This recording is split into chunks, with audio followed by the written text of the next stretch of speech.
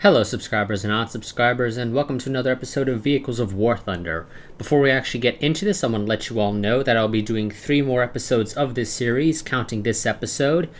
And come that 3rd episode, I will let you guys pick whatever I will be doing for the episode after that. At least one of those episodes is going to be on a tank, probably the next episode, but we'll see.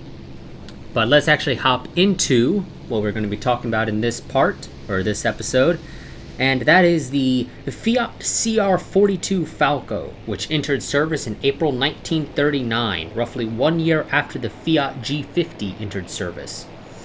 The CR.42 is a biplane fighter aircraft originating from Italy's Fiat Aviation.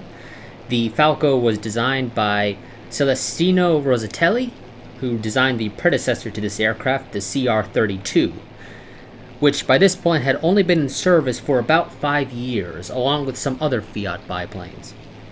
The CR-42 has a crew of 1, though some variants of this aircraft include a 2-seat communications platform version. The aircraft uses a sesquiplane biplane approach, where the lower wing assembly is shorter in span than that of the upper wing assembly, with the pilot in an open-air cockpit behind the engine and wing assembly. The CR-42 has a length of 8.27 meters, a width of 9.7 meters, and a height of 3.59 meters. The Falco has an empty weight of 1,782 kilograms and a maximum takeoff weight of 2,298 kilograms.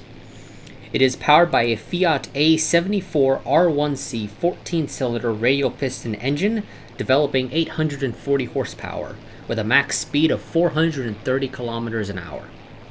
It has a max range of 775 kilometers and a service ceiling of 10,200 meters, along with a rate of climb of 713 meters per minute. Early during this aircraft's service, it came equipped with 2 7.7mm Beretta Safat machine guns carrying 400 rounds, according to the only source I could find listing how much ammo was carried. However, later during this aircraft's service, it was found that the armament was inadequate, and thus the 7.7mm machine guns were swapped out for 2 12.7mm Beretta Safat machine guns, with the CR.42 TER carrying an additional 2 12.7mm Beretta Safat machine guns in underwing blisters. Some variants of the CR.42 include the CR.42 AS, which was a version modified for the deserts of Africa. AS stands for Africa Septentrionale, probably mispronounced that, which roughly translates to North Africa. This version had a tropical carburetor and a dust filter, along with the ability to carry bombs. The CR.42 CN was a night fighter variant that came equipped with a 2-way radio, searchlights under the wing, and exhaust flame dampeners. CN stands for Cacchina Notturna, or, again, probably mispronounced that, I do not speak Italian, which roughly translates to mean night fighter. Some other variants include a version for the Luftwaffe, a floatplane version, and a version equipped with a Daimler-Benz DB601 series engine. This version is considered the fastest biplane in the world. By the summer of 1940, over 140 CR-42s were in service and fared reasonably well as dogfighters and interceptors against French fighters and bombers. They were also adept at escorting and light bombing of French ground targets. The CR-42 was fielded in this latter role over North Africa in the middle years of the war due to being wholly outclassed by the crop of monoplane aircraft that littered the skies by that time. As the war went on, the aircraft played a more diminished role, particularly by the end of Italy's involvement in the conflict. The capitulation of Italy ended the Regia Aeronautica-operated CR-42's involvement, in which Germany put in an order of their own for 200 CR-42 LWs, models for night harassment duty. The LW stands for Luftwaffe.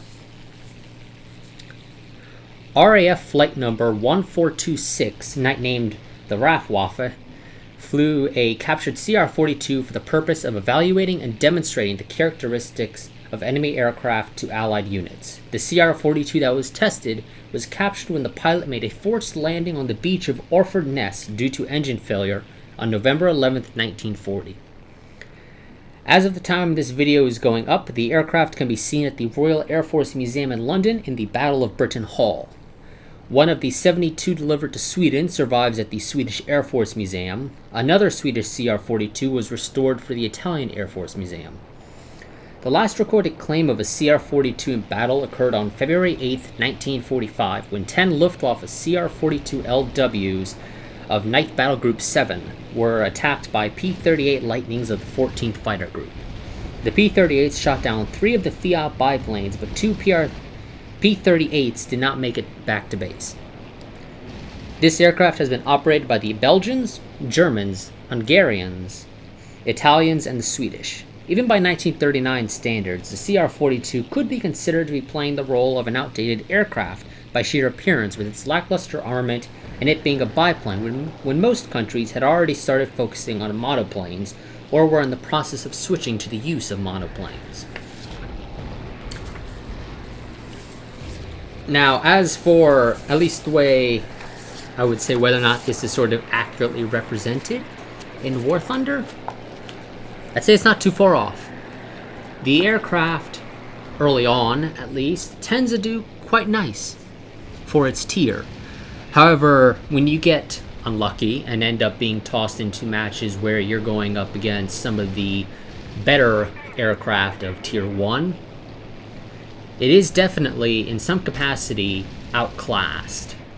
However, when you're lucky and you end up getting, as I noted, these earlier tier matches where you're going up against P-26s and the like, the aircraft is actually pretty decent. It's quite maneuverable, has a decent speed. The armament, while certainly isn't great, is kind of adequate if you can get lucky shots in.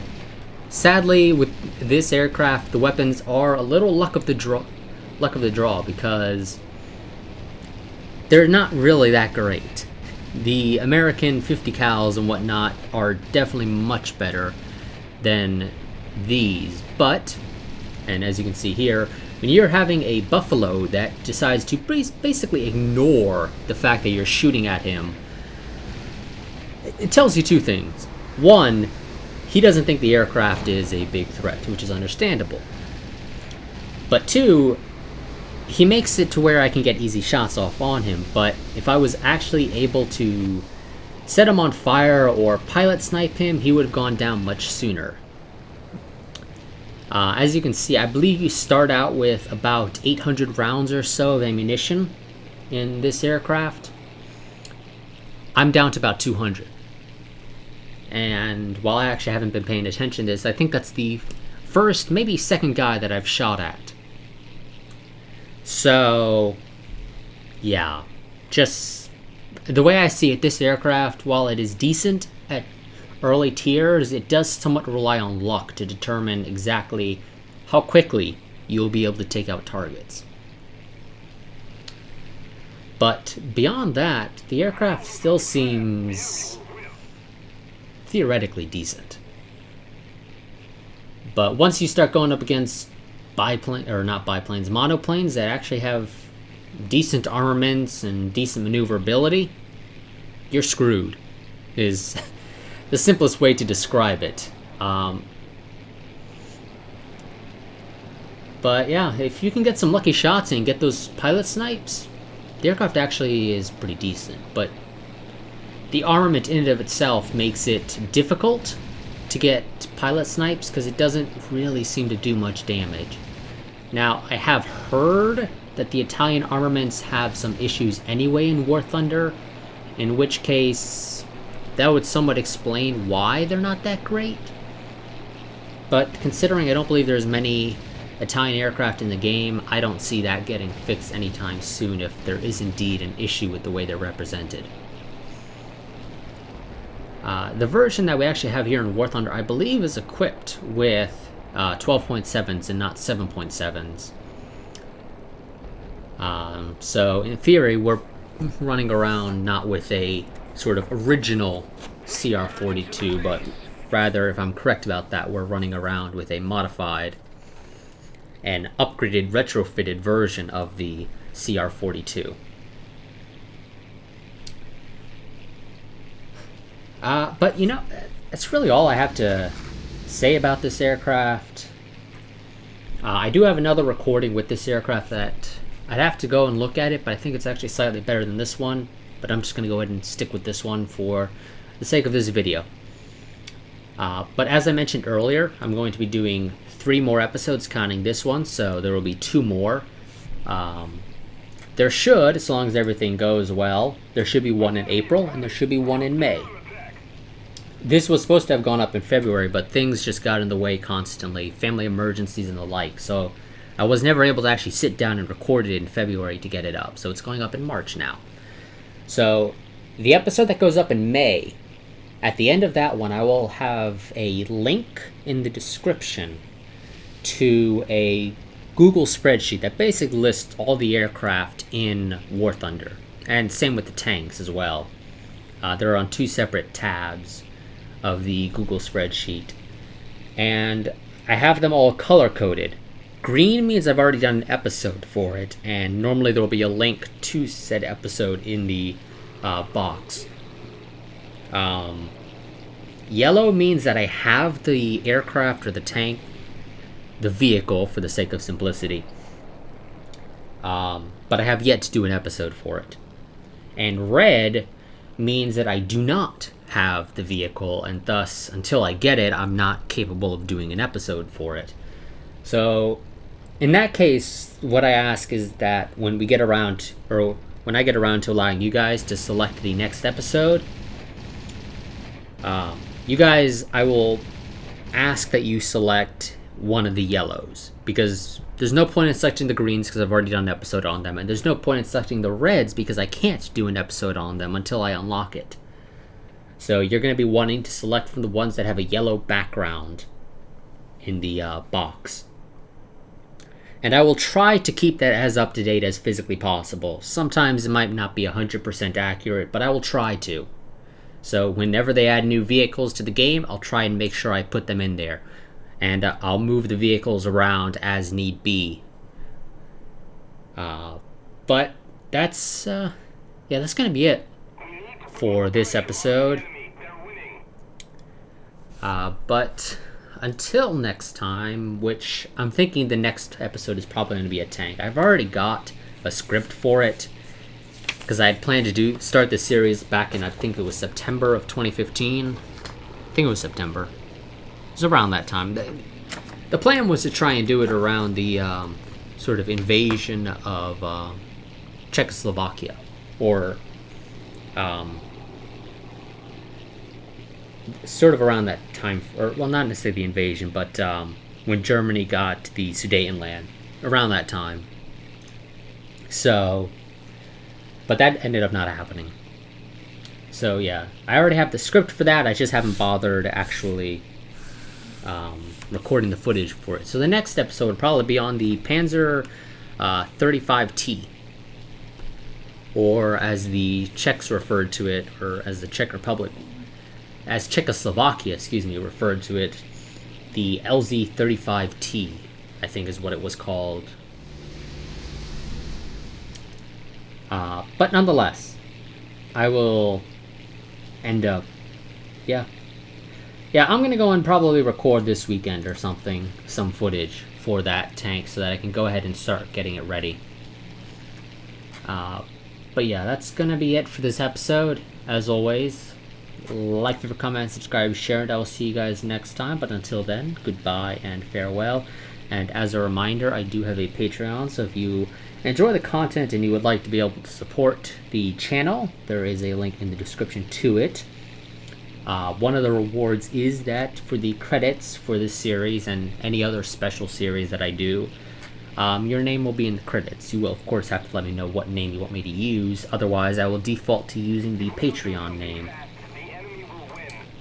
But as of right now, I do not actually have any patrons over on Patreon, so I will have a credit page there so you can see what it will look like, and it'll definitely improve as I can actually sit down and take the time to make a more detailed one. But for now, it's sort of just a plain credit roll here in Sony Vegas. But to give you an idea what it would look like, that it would have all the names and probably the the tier that they selected as well. But yeah, that's, as I said, that's gonna be it for this episode. If you would like to support me over on Patreon, there is a link in the description to it. I do have Patreon set to where it is a monthly thing. I believe they charge on the 1st of each month, and you can select whatever tier you want. And in fact, I believe you're free to select the amount that you wish. So you can select the $5 tier, but say that you want to actually pledge, say, $6 rather than $5. You should still get the reward for the $6 or for the $5 tier, but you'll be pledging more than the $5 tier is listed as. But that's going to be it. Goodbye and farewell. And personally, I thought this fight was kind of interesting, and so I'm going to let you guys watch the rest of it. But until next time, goodbye and farewell.